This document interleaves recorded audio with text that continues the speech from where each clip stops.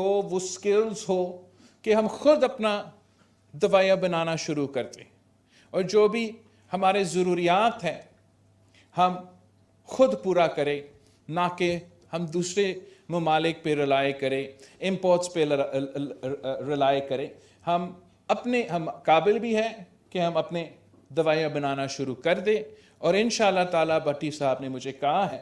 کہ اگر پورے ضروریات پورا ہوتے ہیں تو 1 سال کے اندر انشاءاللہ میں واپس آؤں گا، اور آپ اپنے دوائیاں تب تک بنانا شروع کر دیں گے۔ اب ہم میڈیکل سٹی کی بنیاد بھی یہاں گمبت میں یا خیرپور میں رکھ رہے ہیں، تاکہ یہ جو انٹرنیشنل عالمی کی جو سٹینڈرڈز ہیں کہ ادارے ہم نے بنائے ہیں، اب ہم ان کے ارد گرد کے انفراسٹرکچر بھی ایسے بنائیں کہ ہم اس فیسلٹی کا پورا فائدہ اٹھا سکیں۔ تو ہم اوبیسلی جو کمیونیکیشن انفراسٹرکچر ہے، جیسے روڈز ہے ایٹسٹرا، وہ بھی اپ گریڈ کرنے کی ضرورت ہے۔ خاص طور پر بھٹی صاحب کہتا ہے کہ جب وہ آتے ہیں ہر دن کام کرنے کے لیے تو ایکسیڈنٹ کا بہت خطرہ ہے، تو ان چیزوں کو ہمیں بھی ایڈریس کرنا پڑے گا۔ بہت سارے پیشنٹس اب یہاں آتے ہیں ماشاءاللہ، پوری پاکستان سے، پوری دنیا سے، اور وہ خود بھی آتے ہیں، ان کے خاندان بھی ساتھ آتے ہیں، اور اس لیے کہ آپ مفت علاج کرواتے ہو، اور مفت علاج نہ صرف وہ ایک پروسیجر کا، مگر اس کو پھر ریکوری کا، اور اس کا ریکوپریشن کا، اور اس کے دوائیوں کا، اور وہ ایک پورا ایک لمبا پروسیس بن جاتا ہے۔ اور اس کے لیے پھر ویسے گمبت میں جگہ موجود نہیں ہے کہ جو آپ کے پیشنٹس آئیں، جو ان کے رشتہ دار آئیں، کہ وہ کہیں رہ سکیں۔ تو ہم اس قسم کے بھی انفراسٹرکچر بنانا چاہیں گے۔ اور میں یہ بھی سوچتا ہوں کہ اس لیے کہ ہم نے ایسا ایک سٹینڈرڈ بنایا ہے یہاں گمبت میں، کہ میں چاہ رہا ہوں کہ ہم اپنا بھی ہیومن ریسورس بنائیں، ہم اپنا ہیومن ریسورس میں انویسٹ کریں، تاکہ آپ کا بھی اتنا جس تیزی کے ساتھ یہ ہاسپٹل اور میڈیکل سٹی بنتا جا رہا ہے، تو آپ کو اپنا بھی ضرورت پورا کرنا ضروری ہے۔ سندھ بھر میں ہمارا ایک ہیومن ریسورس کا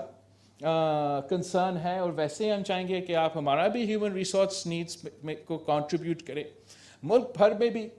جہاں بھی ضرورت ہوگا وہاں آپ کنٹریبیوٹ کر سکتے ہیں، بٹ الٹیمیٹلی میرا ایم یہ ہے کہ ہم دنیا بھر میں اپنا ہیومن جو ریسورس ہے ہم ایکسپورٹ کرنے کے لیے قابل ہوں۔ اور میں چاہوں گا کہ آپ نہ صرف یہاں آپ کی میڈیکل انسٹیٹیوٹ کے تھرو، آپ کا ہیلتھ سٹی کے تھرو جو ہم انشاءاللہ تعالیٰ ادارے بنانے جا رہے ہیں، آپ مجھے ہر سال ایک نیا سٹاک جو ہے یہاں کے بچوں کے ڈاکٹرز کا بھی دیں گے، ایک نیا سٹاک ہر سال مجھے نرسز کے بھی دیں گے، اور ایک ہر سال نیا سٹاک جو ہے فارماسسٹ کا آپ ہمیں دیں گے۔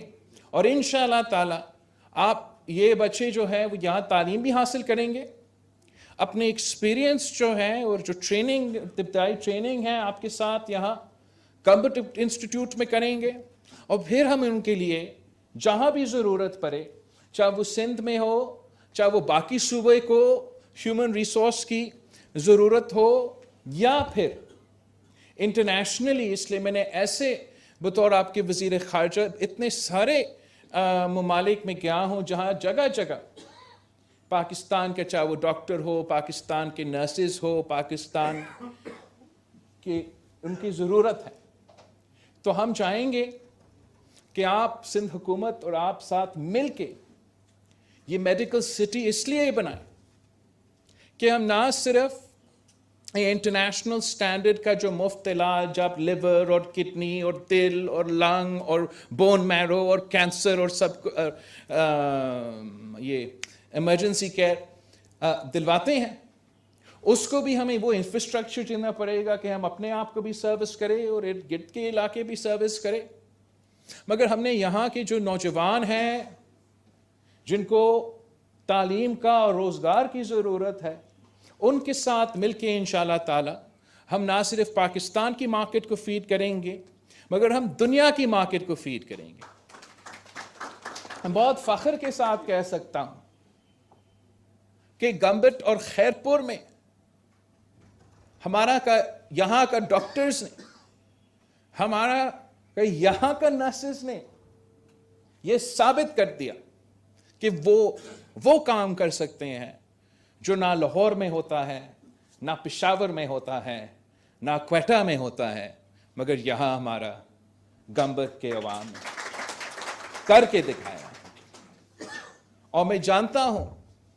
کہ اگر اسی طریقے سے ہم right man for the right job اور سیاسی اونرشپ ہو اور انٹرسٹ ہو تو ہم اس قسم کے عالمی ادارے بنا سکتے ہیں۔ قائم علی شاہ صاحب نے، مراد علی شاہ صاحب نے، حکومت سندھ نے، اور ہمارے ڈاکٹر بھٹی صاحب نے یہاں جیمز میں، ندیم قمر صاحب نے ہمارے ساتھ NICVD میں، ادیب رضوی صاحب نے ہمارے ساتھ SIUT میں، سندھ میں ایسے ایک انفراسٹرکچر کا نظام کھڑا کر دیا ہے، مفت علاج کا انفراسٹرکچر ایسے کھڑا کر دیا ہے جو ایک ماڈل بن چکا ہے، اور ہم فخر کہہ سکتے ہیں کہ ہم پورے پاکستان کو لیڈ کر رہے ہیں اور دنیا سے مقابلہ کرنے کے لیے تیار ہیں۔ اور جیسے آپ نے ذکر کیا کہ آپ کا کام کھوٹکی کی میرپور ماتھیلو میں شروع ہو گیا ہے، اور ہمارا جو جنا ہاسپٹل ہے وہ لڑکانہ کے ایک ہاسپٹل کے ساتھ کام کر رہے ہیں، اور آپ بھی بالکل آ جائیں، آپ کمبر شتات کوٹ میں۔ ہم ہر ڈسٹرکٹ میں، اپنے صوبے میں اور پھر انشاءاللہ تعالی ملک بھر میں ایسے ادارے قائم کریں گے کہ وہ نہ صرف پاکستان کی کسی شہر سے مقابلہ کرنے کے لیے تیار ہوں گے، مگر دنیا سے کسی بھی انسٹیٹیوٹ سے، کسی کے ادارہ سے مقابلہ کرنے کے لیے ضرور تیار ہوں گے۔ بھٹی صاحب، جو گمبٹ کی کمال ہے وہ یہ ہے کہ اتنا اچھا کام یہاں ہوتا ہے کہ لوگ یقین ہی نہیں کرتے۔ حکومت سندھ اور سندھ کے عوام کو کے خلاف اتنا کردار کشی کی گئی ہے کہ لوگ ماننے کے لیے تیار نہیں ہیں۔ اور میں سمجھتا ہوں کہ بہت ضروری ہے، ہم سب پہ فرض ہے کہ جو ہمارے صوبے، ہمارے ادارے، ہمارے عوام کے خلاف کردار کشی کرتے ہیں، ان کے لیے ایک منہ توڑ جواب ہمارا گمبٹ انسٹیٹیوٹ ہے۔ اور فرض جو حکمران پہ ہوتا ہے، جو حکومت پہ ہوتے ہیں، جو سیاسی جماعتوں پہ ہوتے ہیں،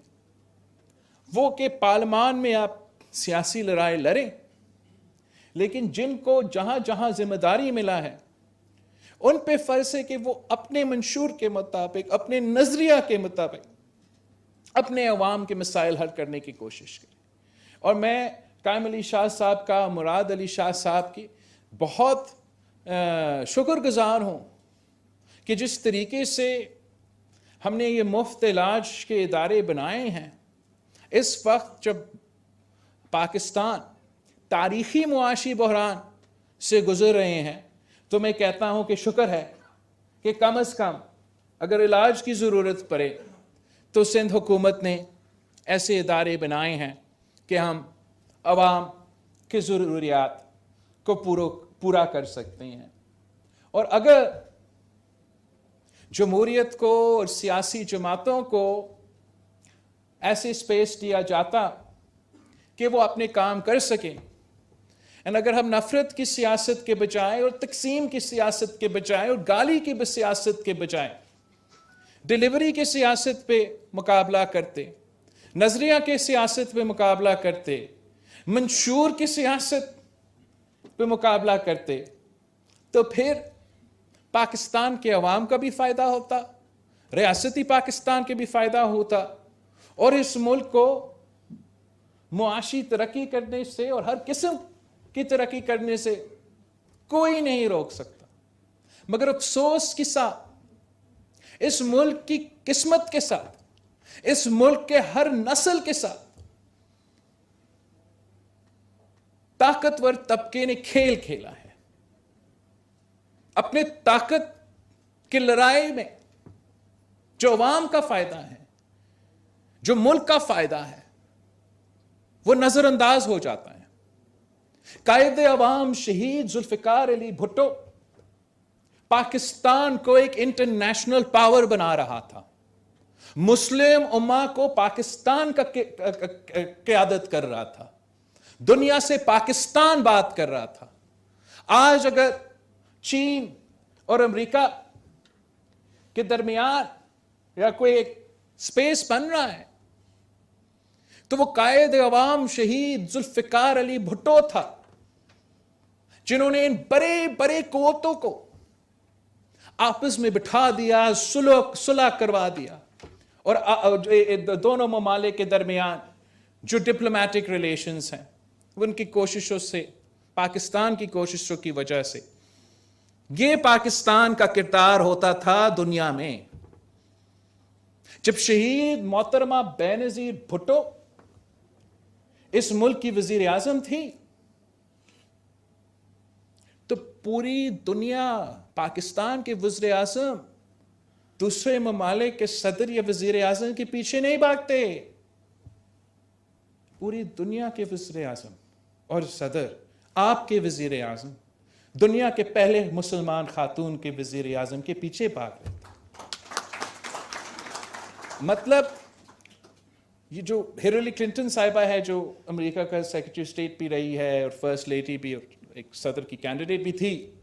وہ ریکارڈ پہ ہے کہ میں نے تاریخ میں کسی کے لیے لائن میں کھڑے ہو کر انتظار نہیں کی سوائے شہید محترمہ بینظیر بھٹو کے ایک سگنیچر لینے کے لیے. یہ شہید محترمہ بینظیر بھٹو جب آپ کے ملک کا قیادت کر رہی تھی تو یہ صورتحال تھی. جب صدر زرداری اس ملک کا صدر تھا تو اس نے اپنے آپ کے پاس, اپنے پاس تو طاقت یا کوئی نہیں طاقت دیتا ہے اپنا. آپ دیکھ رہے ہو آج کل سپریم کورٹ میں جج صاحب جو ہے وہ اپنا پاورز اپنے برادر ججز کے ساتھ شیئر کرنے کے لیے تیار نہیں. اور جو صدر زرداری اس ملک کا صدر بنا تو ملک کی تاریخ میں سب سے طاقتور سویلین پریزیڈنٹ صدر آصف زرداری صاحب تھا.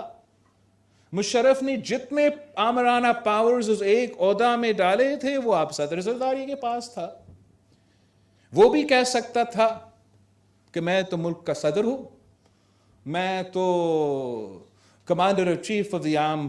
فورسز ہوں, اور میری طاقت, میری مرضی, میری لاٹھی, میری بھینس, اور آج تک وہ صدر پاکستان رہتا. مگر نہیں, صدر زرداری نے اپنے جو پاورز ہے وہ پارلیمان کو دلوا دیا, جمہوریت کو طاقت دی, سسٹم کو طاقت دی. سی پیک جیسے انقلابی جو اب دنیا کو پتہ چل رہا ہے کہ ون بیلٹ ون روڈ کیا ہے, تو پاکستان کی معاشی ترقی کا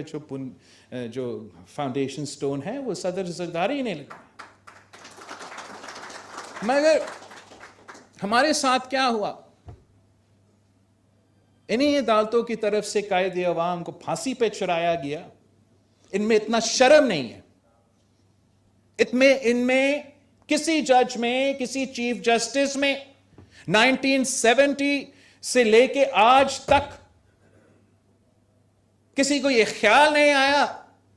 پورے پاکستان کو وہ لیکچرز دیتے ہیں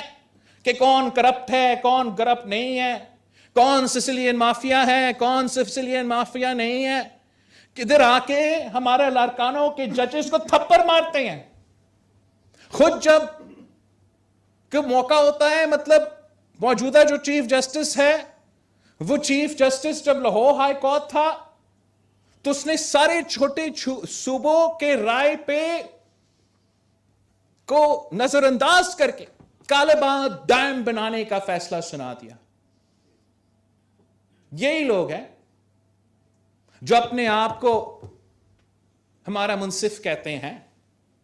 ہمارا جوڈیشری کہتے ہیں, انصاف کے ادارے کہتے ہیں. ہم نہیں مانتے کہ اس ملک میں کوئی انصاف کا ادارہ ہے. जो इदारा कायदे अवाम शहीद जुल्फिकार अली भुट्टो को आज तक इंसाफ नहीं दिलवा सका, प्रेसिडेंशियल रेफरेंसेस को जवाब देने को उन्होंने ख्याल ही नहीं किया कि हम जवाब दे प्रेसिडेंशियल रेफरेंस को कि कायदे अवाम को इंसाफ दो। तीसरा नस्ल शहीद मोहतरमा बेनजीर भुट्टो पर मैंने खुद 2018 के बाद इन्हीं अदालतों में जाके दरख्वास्त दी कि मैं कायदे अवाम का नवासा हूं, इस मुल्क का वजीर आजम रहा है, मुस्लिम उम्मा का कायद रहा है, आपके सामने जुडिशियल रेफरेंस आज तक पेंडिंग है, मैं इसका हिस्सा बनना चाह रहा हूं और आप केस सुनो। आज तक किसी जज ने शहीद जुल्फिकार अली भुट्टो का केस नहीं सुना है। वो ही जजेस जो हर आमिर के साथ नाजायज रिश्ता करके इस मुल्क पे हुक्मरानी करते हैं, वही जजेस जो मुशर्रफ के साथ मिली भगत करके इस मुल्क पे 11 साल का आमरीत को इजाजत दी, वही जजेस जिन्होंने शहीद मोहतरमा बेनजीर भुट्टो को जिंदगी भर तंग किया